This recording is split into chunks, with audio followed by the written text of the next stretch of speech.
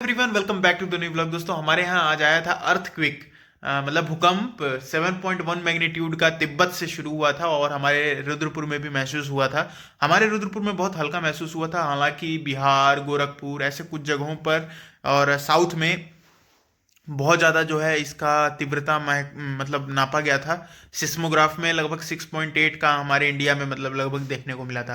हमारे रुद्रपुर में ज़्यादा देखने को नहीं मिला, तो काफ़ी अच्छा रहा। लेकिन दोस्तों ये जो भूकंप आया ना, बड़ा ही तबाही कर दिया। 7.1 समझ रहे हो दोस्तों, बहुत खतरनाक है। देखो 7.1 जो है ना बहुत ज़्यादा बड़ा नंबर है, क्योंकि हमारे इंडिया में अब तक असम में सबसे हाईएस्ट आ चुका है, समथिंग 8.6 मैग्नीट्यूड का भूकंप सबसे ज़्यादा आ चुका है। और आज जो है हमें 7.1 का मिला, मतलब थोड़ा सा ही फासला था। हालांकि 7.1 इंडिया में नहीं था, तिब्बत में था। 6.8 जो है इंडिया में महसूस हुआ था मैग्नीट्यूड का। वैसे आप सभी जानते हो दोस्तों कि भूकंप आता कैसे है। भूकंप आएगा नहीं आएगा वो अलग बात है, वो तो मैं अभी आगे चल करके बताता हूँ। लेकिन इस भूकंप में दोस्तों तिब्बत में 200 से भी ज़्यादा लोग घायल हो चुके हैं, कई इमारतें ढह गई हैं, बहुत नुकसान हुआ है लोगों का। इंडिया में भी मेरे को अभी सुनने में आया न्यूज, काफ़ी जान की तो हानि नहीं हुई है, लेकिन माल मतलब इन द सेंस की बिल्डिंगें और घर गिरे हैं काफ़ी।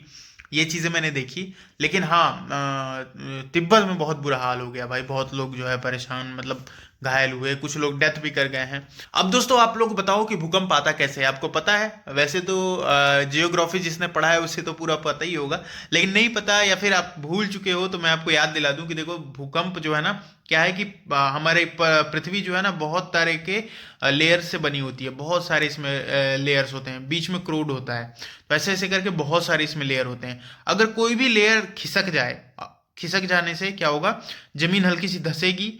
अब ये धंसेगी तो अब एक पॉइंट पे कहीं से अगर लेयर कहीं से हटा है तो ऐसे ऐसे ऐसे धंसेगी।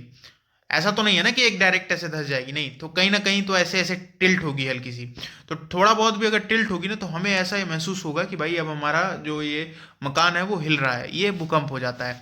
तो केवल ऐसा नहीं है कि लेयर खिसकने से ही भूकंप आता है, इसके और भी कुछ कारण हो सकते हैं। जैसे कहीं ज्वालामुखी फट गया, आसपास कहीं ज्वालामुखी फट रहा है, तो उसका भी मतलब रीजन होता है कि भूकंप आ जाता है। इसके अलावा दोस्तों ये भी होता है, गैस हमारी पृथ्वी के अंदर बहुत सारी गैसेस होती हैं। जैसे ये एलपीजी वगैरह कहाँ से आता है? एलपीजी तो खैर सड़ा करके बनाते ही हैं, लेकिन एलपीजी और मेथेन वगैरह जो गैसेस होती हैं वो धरती से भी होता है रिलीज। और भी बहुत सारी गैसें हैं, हार्मफुल गैसेज हैं। तो कहीं प्रेशर ज़्यादा बन जाएगा, हीट ज़्यादा हो रही है, कहीं प्रेशर ज़्यादा बन गया, वो अचानक से ब्लास्ट करेगी। तो ब्लास्ट करेगी तो क्या होगा, एक दो लेयर को वो इफेक्ट डाल देगी।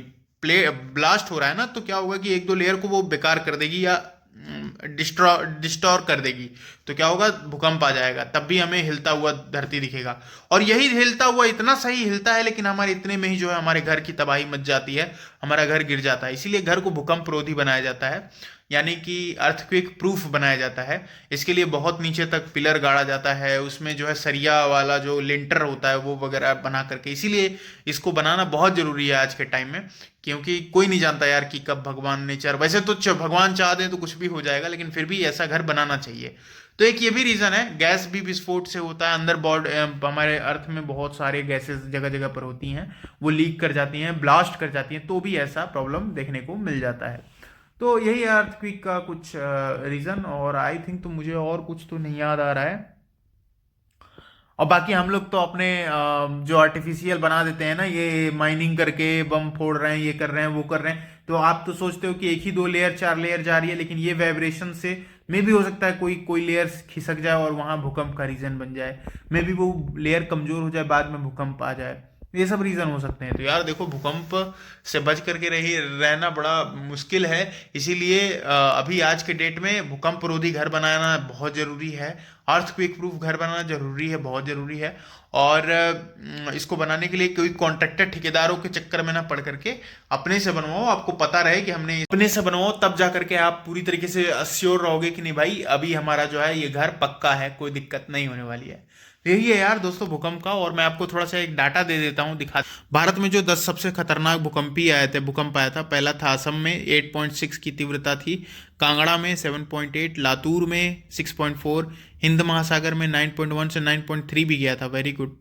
तो ये थोड़े बहुत आपको डिटेल मिल जाएगी, ईयर के साथ आपको दिखा रहा हूँ। तो ये प्रॉब्लम थी भाई। इसमें देखो बहुत सारे लेयर होते हैं, सिस्मी जोन होता है, सिस्मी जोन 5 होता है, सतही एवं एल तरंगे होती हैं, द्वितीय, और ऐसे करके बहुत सारे हैं।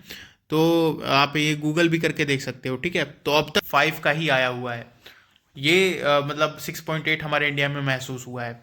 अब आप बताओ, आपके यहाँ भूकंप ये महसूस हुआ कि नहीं हुआ, कमेंट सेक्शन में जरूर बताना। वीडियो अच्छी लगी हो तो लाइक करिएगा, चैनल को सब्सक्राइब करिएगा। ब्लॉग एडिट चल रहा है यार, ब्लॉग बहुत सारे पेंडिंग है हमारे, अभी एडिट चल रहा है, टाइम लगेगा पर जल्दी ही आएगा पूरा 1 बाय 1 करके। तो मिलते हैं नेक्स्ट ब्लॉग में, तब तक ले जय हिंद, जय महाकाल, हर हर महादेव।